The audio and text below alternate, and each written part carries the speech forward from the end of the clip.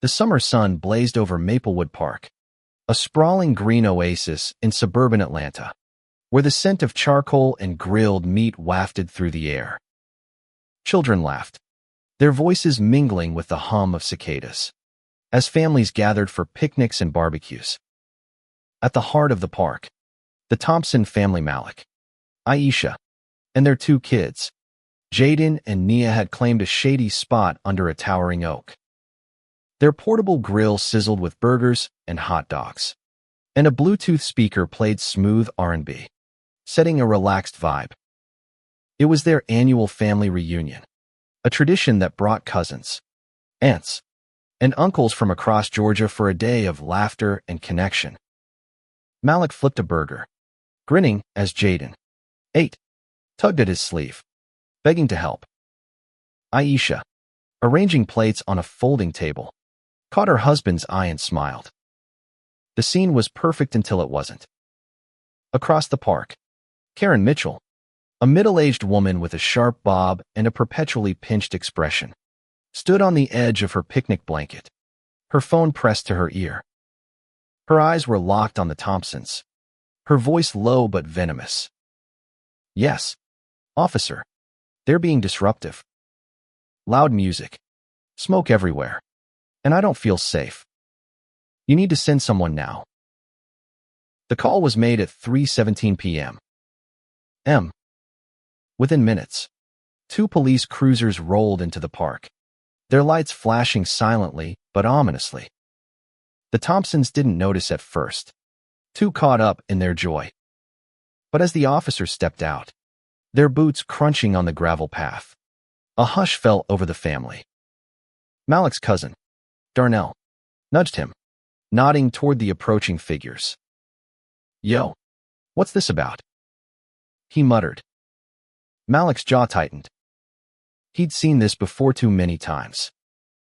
Aisha's smile faded, her hand instinctively reaching for Nia, who was clutching a sparkler. The officers, led by a stern-faced man named Officer Daniels, approached the Thompsons' setup. "We got a complaint about noise and unauthorized grilling," Daniels said, his tone clipped. "You got a permit for this?" Malik's heart sank, but he kept his voice steady. "We've been coming here for years, officer. No one's ever mentioned a permit."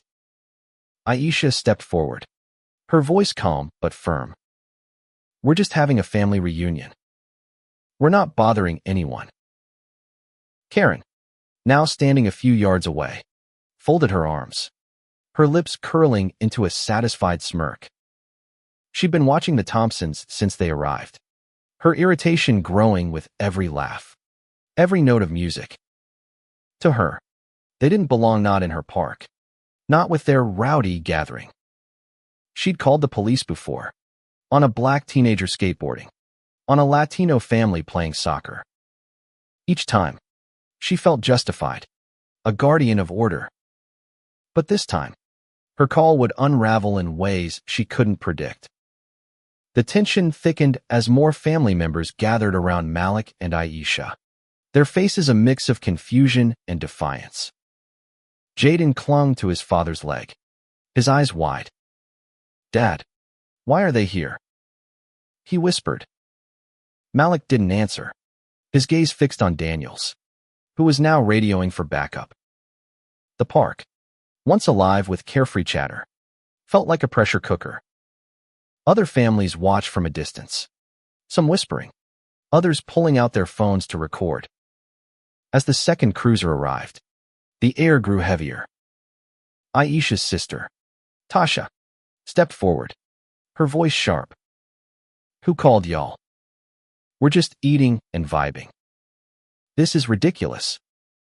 Daniels raised a hand, signaling for calm, but his partner, Officer Lopez, scanned the crowd, her hand resting near her holster. The Thompsons' cousins began murmuring, their frustration bubbling. Darnell, a firefighter with a deep voice, spoke up. "This is about race, isn't it? Y'all don't roll up on white families like this." Karen, overhearing, scoffed loudly. "It's not about race. It's about rules. You people are always so loud. The words hit like a slap, and the Thompsons froze. Aisha's eyes narrowed, but she held her tongue, knowing one wrong word could escalate everything. Malik, however, couldn't stay silent. You people. Lady, you don't know us. You saw black folks having fun and decided to ruin our day. The confrontation was now a spectacle. Phones were out, recording every word, every gesture. Karen's face flushed as she realized she was being filmed, but she doubled down. I pay taxes for this park. I have every right to call if I feel unsafe. Her voice cracked, betraying a hint of panic. Officer Daniels, caught between Karen's complaint and the growing crowd, looked uneasy. He turned to Malik. Let's see some ID. All of you. The demand sent a ripple of anger through the family. Tasha crossed her arms. For what? We're not criminals. Nia, only 6, started to cry, and Aisha knelt to comfort her, her own hands trembling. The scene was a powder keg, and everyone felt it. Somewhere in the distance, a dog barked, oblivious to the storm brewing under the oak tree. The standoff in Maplewood Park escalated as the sun dipped lower, casting long shadows across the grass. Malik, his jaw tight, reached for his wallet, but his movements were slow, deliberate. He knew the stakes any sudden gesture could be misread. I'm getting my ID, he said clearly, locking eyes with Officer Daniels. Aisha, still holding Mia, whispered to Jaden to stay close. The Thompson family stood in a loose semicircle, their reunion now a battleground. Karen Mitchell, emboldened by the police presence, pointed at the grill. See, they're breaking the rules. No permits, no respect. Officer Lopez, younger and less hardened than Daniels, stepped closer to the grill, inspecting it as if it were evidence in a crime scene. You got a permit for this setup? She asked again, her tone softer but no less probing. Malik shook his head. Like I said, we've never needed one. This is a public park. Darnell, standing nearby, couldn't hold back. Y'all ever asked the white folks over there for a permit? He nodded toward a group of families grilling nearby, their laughter untouched by scrutiny. Daniels shot Darnell a warning look, but didn't respond. Instead, he turned to Karen. Ma'am, can you specify what's making you feel unsafe?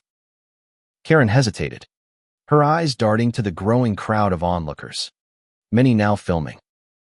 It's the noise, she said, her voice wavering. The music, the smoke, the chaos. I just want peace. Her words sounded rehearsed, but they carried a sting. Aisha, her patience fraying, spoke up. Chaos. We're eating burgers and playing dominoes. What's chaotic about that? The question hung in the air, unanswered. Tasha, unable to stay quiet, pointed at Karen. She's the one causing chaos. Calling the cops on a family picnic. That's the problem. The crowd murmured in agreement, and Karen's face reddened.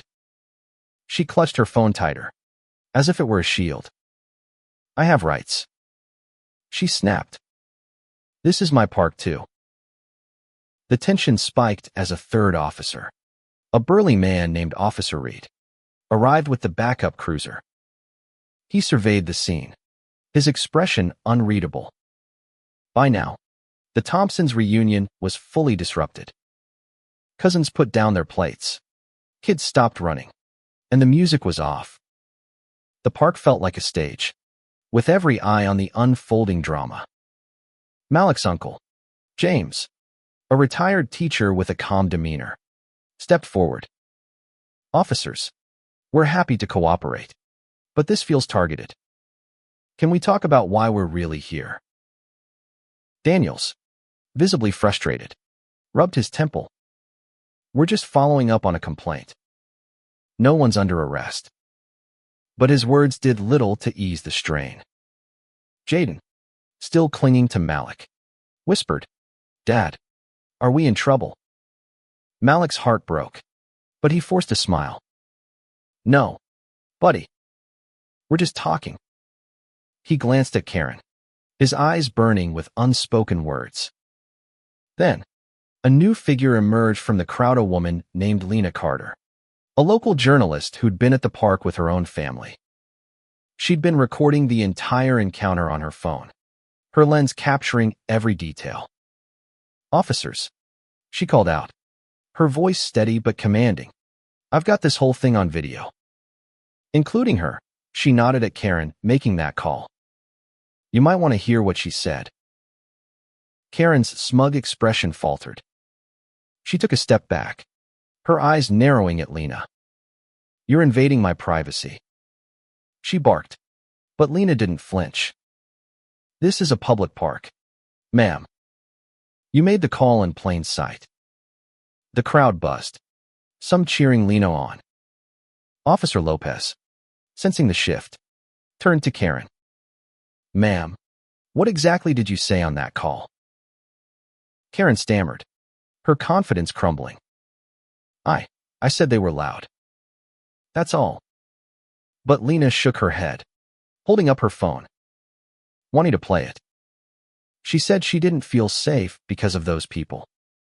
Her words, not mine. The accusation landed like a thunderclap. Malik's cousins erupted in shouts, and Aisha's eyes flashed with anger. That's what this is about, she said, her voice low but fierce. She saw black folks and called the cops. Daniels, now visibly uncomfortable, turned to Karen. Is that true, ma'am? Karen opened her mouth, then closed it, her face a mix of defiance and fear. The officers exchanged glances, and Reed stepped forward, his voice gruff. We're going to need to see that video. Lena nodded, already pulling up the footage. The crowd pressed closer, the air electric with anticipation. As Lena's phone played, Karen's voice sharp, unmistakable, dripping with prejudice. The Thompsons stood tall, their anger tempered by a quiet strength. Malik squeezed Aisha's hand, and she squeezed back. They weren't just fighting for their picnic. They were fighting for their right to exist, to gather, to live without fear. And in that moment, as the truth began to surface, the balance of power in Maplewood Park started to shift. The video on Lena Carter's phone played loud enough for the crowd to hear, each word from Karen Mitchell's call to the police cutting through the humid air like a blade. They're being disruptive. I don't feel safe. Those people. The phrase echoed, raw and undeniable, as the footage showed Karen pacing near her picnic blanket, her voice dripping with disdain. The Thompsons stood frozen, their faces a mix of fury and vindication. Malik's grip on Aisha's hand tightened, his knuckles pale. Jaden, still at his side, looked up, confused but sensing the weight of the moment. Officer Daniels' face hardened as the video ended. He turned to Karen, whose smugness had evaporated. Her eyes darted between the officers and the crowd, now swelling with onlookers, their phones still recording. Ma'am, Daniels said, his voice low but firm. You need to explain yourself. Karen's mouth opened, but no words came at first. She clutched her purse, her fingers trembling. I was just reporting a disturbance, she stammered. I didn't mean anything by it. Didn't mean anything. Tasha snapped, stepping forward. Her voice carried the weight of years of frustration. You called us those people. You know exactly what you meant. The crowd murmured in agreement, their voices a low rumble. Darnell, towering over the scene, added, she's lying. She targeted us because we're black. Plain and simple. Karen's face flushed crimson, but she didn't back down. That's not true. I'm not racist. I just wanted peace. The word racist hung in the air, a spark in a dry field. Aisha, her voice steady despite the storm in her chest, spoke directly to Daniels. Officer, we've been coming to this park for years. No one's ever complained until today. Why is that? Her question was a challenge, and Daniel's silence spoke volumes. Officer Lopez, shifting uncomfortably, glanced at the grill, then at Karen. Ma'am, was the smoke really the issue? Or was it something else? Karen's eyes widened, caught off guard. It was everything. The music, the smoke, the crowd. But her words sounded hollow, and the crowd wasn't buying it. Lena, still holding her phone, stepped closer. I've got more footage, she said. Want to see her watching them set up. She didn't call until the music started. Funny how that works. The implication was clear. Karen's complaint wasn't about rules, it was about prejudice. Officer Reed, who'd been quiet, finally spoke, his voice cutting through the noise. Enough. We're not here to argue in circles. He turned to Karen. You made a false report, ma'am. That's a problem. Karen's jaw dropped. False. I felt unsafe. That's not a crime. But Reed's expression didn't soften. Filing a report to harass someone is. We're going to need you to come with us to clear this up. The crowd erupted in cheers, but the Thompsons remained still, their emotions a tangled mix of relief and exhaustion. Malik looked at Aisha, who nodded slightly, her eyes glistening. They'd been through this kind of scrutiny before, profiled at stores, followed in neighborhoods, questioned for existing. But this time, the truth was on their side, captured in undeniable pixels. Jaden tugged at Malik's sleeve. Dad, is she in trouble now? Malik knelt, forcing a calm he didn't fully feel.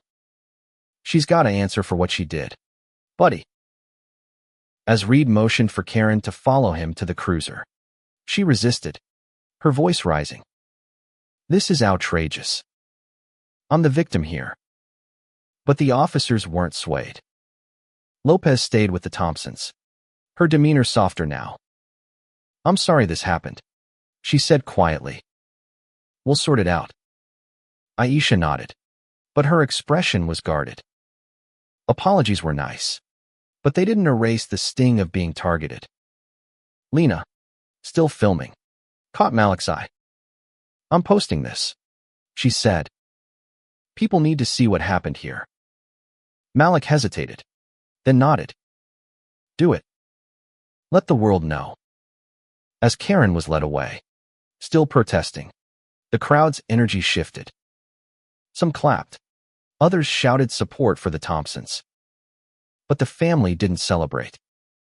They stood together, their reunion tainted but unbroken, as the sun sank lower and the park's normal hum began to return.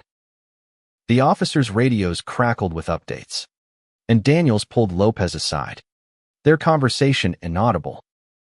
The Thompsons began packing up their grill, their movement slow, deliberate. Tasha muttered, "This is why we can't have nice things." But Aisha shook her head. No. This is why we keep showing up. They don't get to take this from us. Her words were a quiet fire, and Malik felt a surge of pride. Their fight wasn't over. But for now, the truth had won a small victory. Karen Mitchell's protests echoed as Officer Reed guided her toward the cruiser, her voice shrill against the murmurs of the crowd. This is discrimination. You're taking their side, she shouted, her face flushed with a mix of anger and humiliation. The Thompsons watched, their expressions a blend of resolve and weariness. Malik held Nia's hand, her small fingers trembling, while Aisha packed away the last of the picnic supplies, her movements mechanical. The park, once a haven, now felt like a battlefield, the air thick with the aftermath of confrontation. Officer Lopez stayed with the Thompsons, her notepad out as she took their statements. "Can you walk me through what happened before we got here?" she asked, her tone professional but tinged with empathy.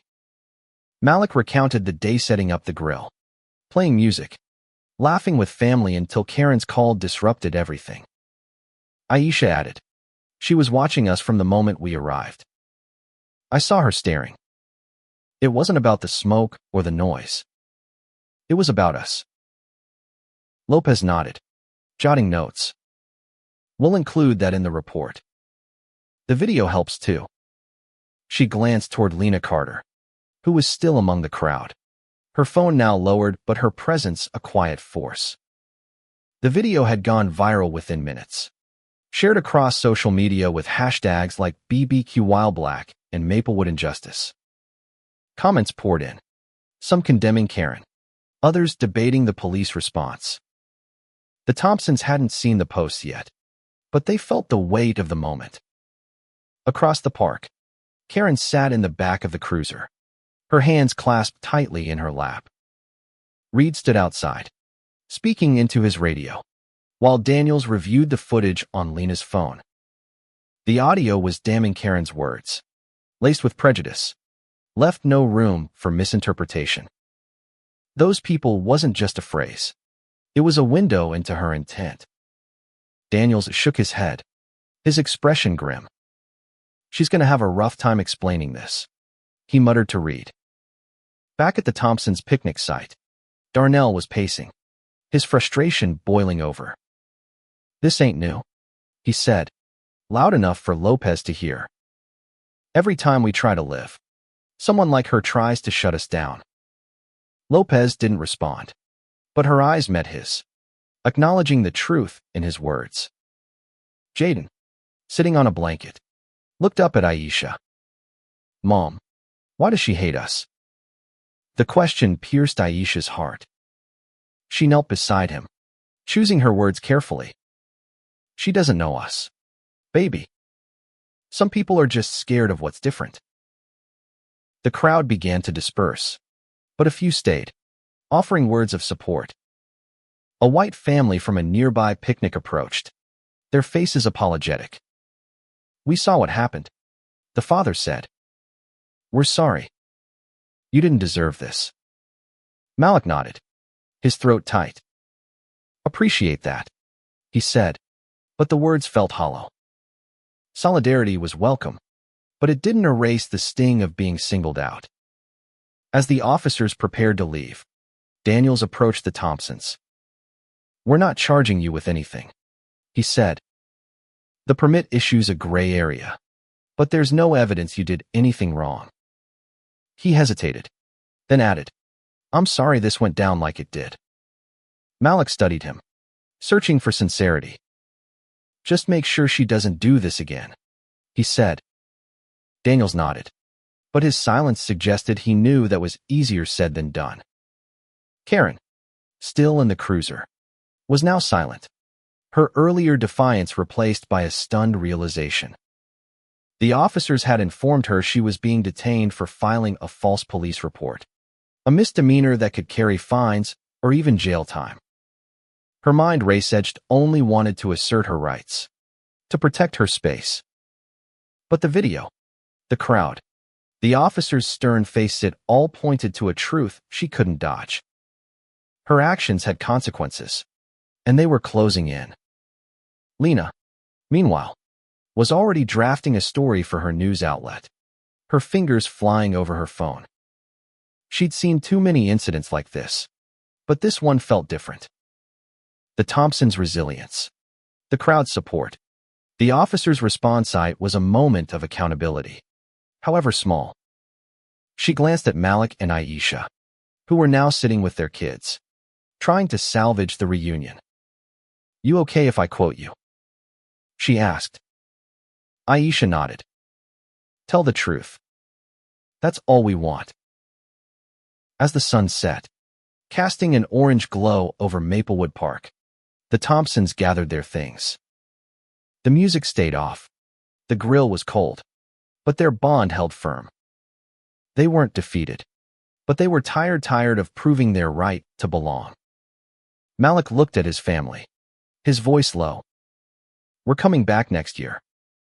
And the year after. They don't get to win.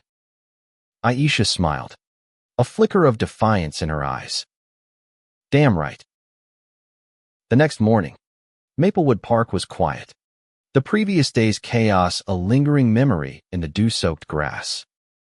The Thompsons, back at home, sat around their kitchen table, the weight of the barbecue incident heavy in the air. Malik scrolled through his phone, reading the flood of social media posts about their story. Lena Carter's video had exploded, racking up millions of views overnight. Comments ranged from outrage at Karen Mitchell to praise for the Thompsons' composure. Aisha sipped her coffee, her eyes distant. It's out there now, she said. The whole world knows. Jaden and Nia, still shaken, played quietly in the living room, their usual energy subdued. Malik reached for Aisha's hand. We did nothing wrong, he said, more to himself than to her. But it still feels like we lost something. Aisha nodded, her voice soft. It's not just about yesterday. It's every time we have to explain ourselves. Every time we have to be perfect just to be left alone. Across town, Karen sat in her pristine living room, the curtains drawn. The local news had picked up the story, and her face was plastered across screens, her voice looping in damning snippets.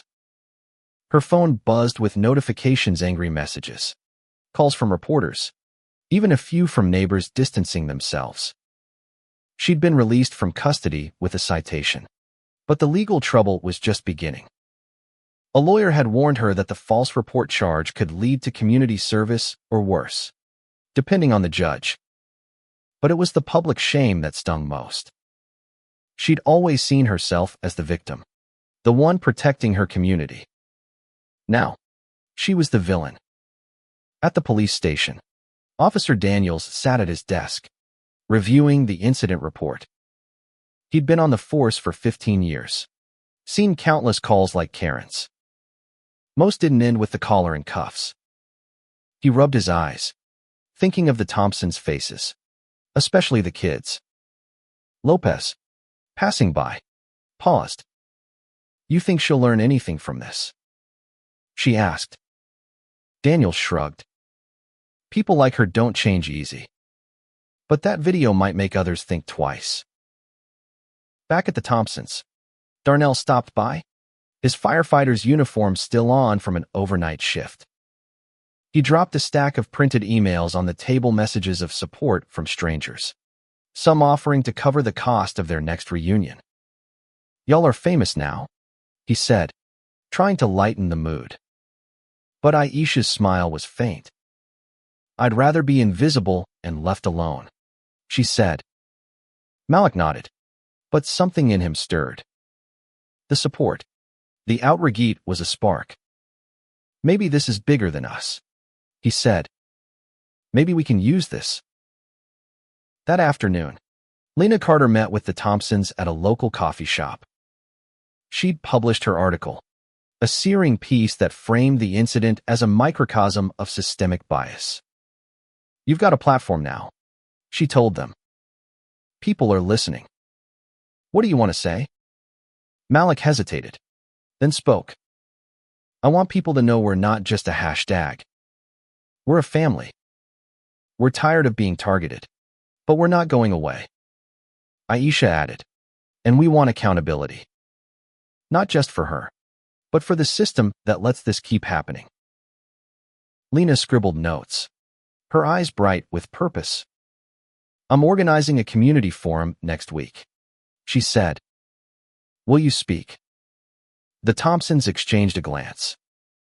It was a risk putting themselves out there again, inviting more scrutiny.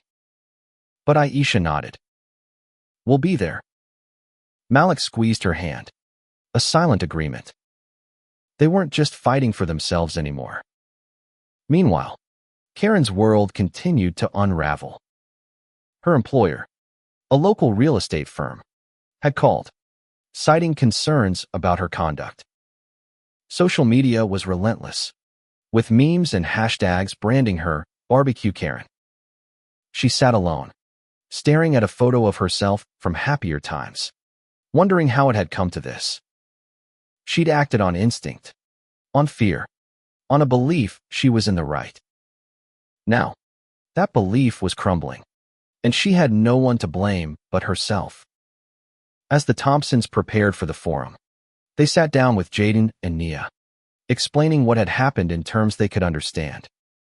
Some people judge others without knowing them, Aisha said. But we keep showing up, being ourselves.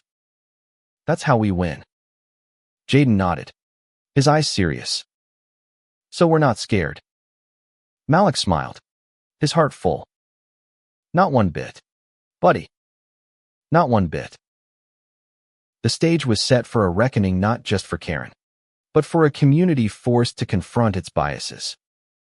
The Thompsons, battered but unbroken, were ready to lead the charge.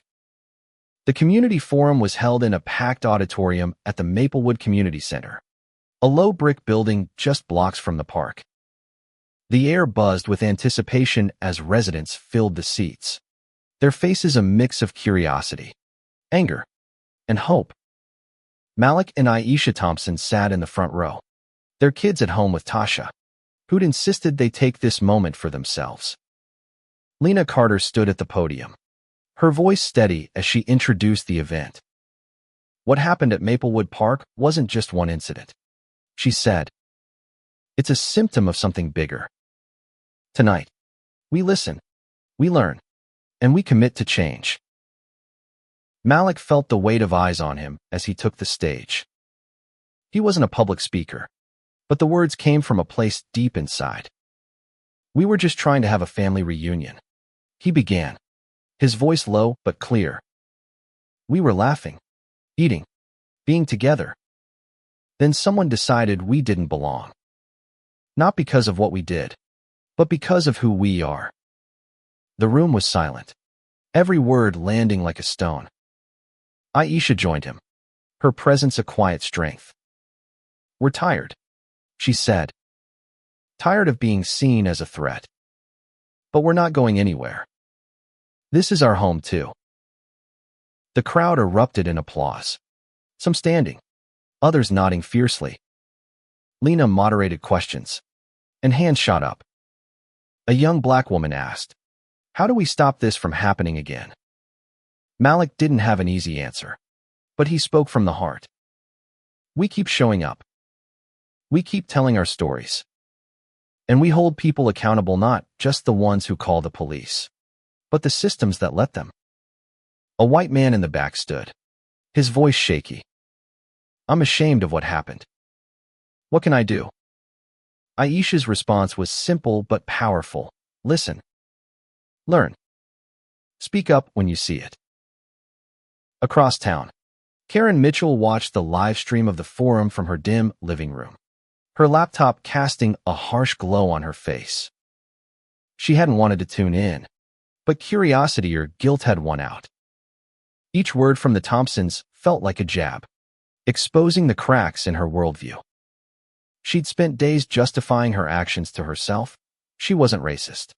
She was just protecting her space. But the video, the news, the public's reaction, they all told a different story. For the first time, she felt the weight of her choices, not just as a mistake, but as harm. At the forum, Officer Daniels was in attendance, off-duty but in uniform, a gesture of accountability. He stood to speak, his voice measured. We're reviewing our response protocols, he said.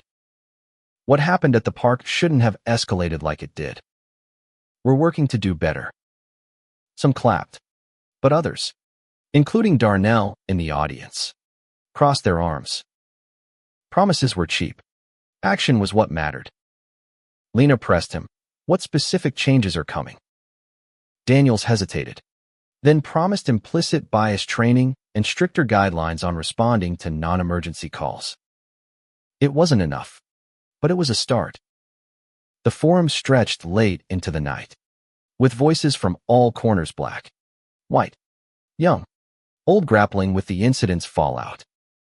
A local activist group announced plans for a unity barbecue at Maplewood Park, inviting the entire community to reclaim the space. The Thompsons agreed to attend, though Aisha admitted to Malik later, "I'm not sure I'm ready to go back." He nodded, understanding. "We'll go when we're ready."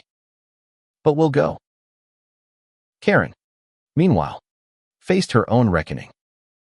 Her lawyer had advised her to plead guilty to the false report charge, warning that the video evidence left little room for defense. She'd likely face a fine and community service, but the social consequences were heavier. Her neighbors avoided her. Her co-workers whispered, and her inbox overflowed with hate. She thought about the Thompsons, their faces in the video, their words at the forum. For the first time, she wondered what it felt like to be them, to be judged, targeted, afraid. As the forum ended, the Thompsons stepped outside, the night air cool against their skin. The crowd had thinned, but a few stayed to shake their hands, offer hugs, or share their own stories. Malik felt a shift, small but real. They weren't alone anymore. The fight was far from over, but their voices were being heard. Aisha looked at him, her eyes bright with resolve. "We started something," she said. Malik nodded, a quiet fire in his chest. "And we're going to finish it." Weeks passed, and Maplewood Park became a symbol of both division and healing. The Unity Barbecue was scheduled for a Saturday, with flyers posted across town and social media buzzing with anticipation. The Thompsons spent the days leading up to it in quiet preparation, their home a mix of nerves and determination. Malik and Aisha wanted Jaden and Nia to see the park not as a place of fear, but as a space they could reclaim. "We're going back," Malik told the kids, "because it's ours too." Jaden nodded, clutching a new soccer ball, while Nia drew a picture of a picnic to bring along. Lena Carter had worked tirelessly with local activists to organize the event, ensuring it was more than a feel-good gathering. There would be voter registration booths, talks on community policing, and a kids' art station to channel the energy of the young. The Thompsons agreed to speak again, though Aisha admitted to Malik, "I'm scared it'll feel like that day all over again." He squeezed her shoulder. "It won't. This time, we're in charge." On the other side of town, Karen Mitchell's life continued to unravel. Her guilty plea had resulted in a $500 fine and 40 hours of community service, which she'd chosen to serve at a local food bank. The work was humbling, handing out groceries to families, many of them Black or Latino, who thanked her with smiles she didn't feel she deserved. At night, she replayed the forum, the Thompsons' words echoing in her mind. She'd started reading articles Lena had shared online, stories of similar incidents, of systemic bias, of lives disrupted by fear and misunderstanding. It was overwhelming, but for the first time, she was listening. The Unity Barbecue dawned bright and warm, with Maplewood Park transformed. Tables lined the grass, laden with food from every corner of the community, collard greens, tamales, potato salad, jerk chicken. A local band played, their music a joyful mix of jazz and hip-hop. The Thompsons arrived early, their family joined by Darnell, Tasha, and Uncle James. Jaden kicked his soccer ball, while Nia ran to the art station, her picture of a picnic pinned proudly to a board. The crowd was diverse, a stark contrast to the day of the incident. Families mingled, kids played, and conversations flowed.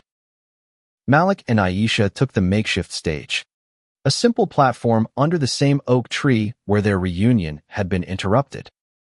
"We're here today," Malik began, "because we believe in this community. We believe it can be better." Aisha added, "This park is for all of us. Let's make sure it stays that way." The crowd cheered, their applause a wave of solidarity. Officer Daniels and Lopez were there, not in uniform, but as attendees, a gesture that didn't go unnoticed. Daniels approached Malik afterward, extending a hand. "We're working on those changes," he said. "New training starts next month."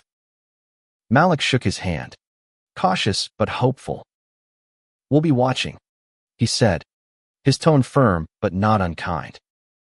Lena, ever the journalist, captured the day on her phone, her lens sweeping over the crowd, the food, the kids' laughter.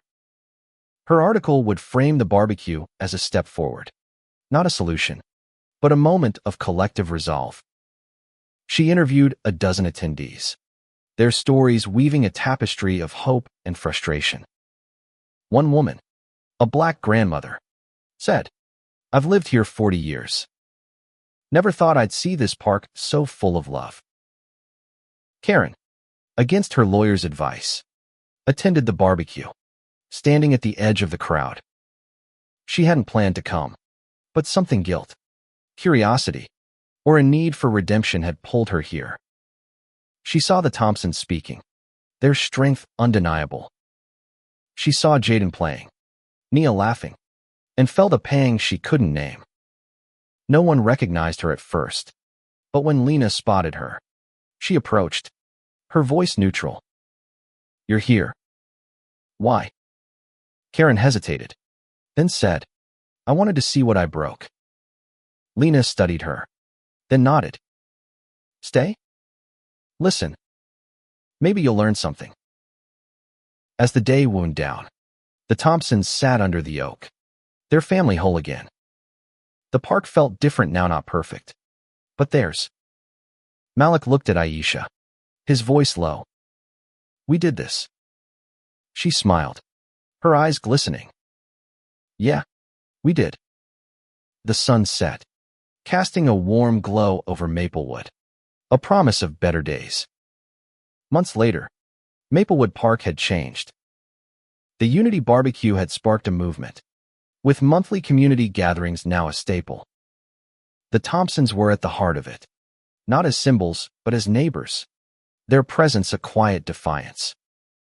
Malik and Aisha had become local advocates, speaking at schools and town halls about bias, belonging, and the power of showing up.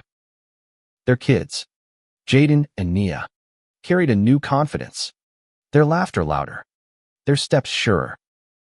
The park, once a flashpoint, was now a place of healing, its picnic tables filled with families of every background. Karen Mitchell's journey was slower, messier. Her community service at the food bank had stretched beyond the mandated hours, becoming a choice rather than a punishment. She listened to the stories of the people she served, stories of struggle, resilience, and hope. She began attending community meetings, sitting in the back, her presence noted but rarely acknowledged. It was Lena Carter who first invited her to speak, months after the barbecue. "You've seen the other side now," Lena said. "What's changed?" Karen's answer was halting but honest. "I was wrong. I saw a threat where there was none. I'm trying to do better." Her words didn't erase the past, but they were a start. Some forgave her, others didn't. The Thompsons, when they heard, didn't react with anger or triumph. "It's not about her," Aisha said to Malik one night. "It's about us, our kids, our future." Malik nodded, his eyes on a photo of their reunion, now framed on their wall. "And we're building that future, one day at a time." The police department followed through on its promises, rolling out bias training and revising call response protocols. Officer Daniels, now a trainer, used the Maplewood incident as a case study, urging his colleagues to question complaints rooted in prejudice. Lopez, promoted to sergeant, pushed for community outreach, hosting coffee chats at the park to rebuild trust. The changes weren't perfect, but they were measurable. Fewer frivolous calls, more dialogue, a shift in the air. Lena's reporting kept the story alive, her articles sparking national conversations. She won an award for her coverage, but she credited the Thompsons. They turned pain into power, she wrote. They reminded us that community isn't given, it's built. Her words resonated, inspiring similar gatherings in other cities, each reclaiming public spaces for unity. One sunny afternoon, the Thompsons returned to Maplewood Park for their next family reunion. The grill sizzled, the music played, and laughter filled the air. Jaden kicked his soccer ball, Nia chased butterflies, and Malik and Aisha sat under the oak, their hands entwined. The crowd was bigger this year, joined by neighbors, activists, even Officer Lopez, who brought her own kids. The park felt alive, vibrant, whole. Across the grass, Karen stood at a distance, watching. She didn't approach, didn't speak, but her presence was a quiet acknowledgement. She'd lost much her reputation, her certainty, but she'd gained something too, a glimpse of a world beyond her fears. She turned to leave, her steps lighter than they'd been in months. As the sun dipped low, casting golden light over the park, Malik stood, raising a glass of lemonade. To family, he said, his voice carrying. To community. To never backing down. The crowd raised their glasses, their voices a chorus of agreement. Aisha leaned into him, her smile radiant.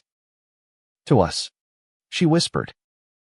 And in that moment, under the oak tree where it all began, the Thompsons knew they'd won not just a battle, but a legacy. The park, the community, the future. They belonged to everyone. And the Thompsons, with their love, their strength, their refusal to be silenced, had made that truth undeniable. Maplewood Park was theirs, and they'd never let it go.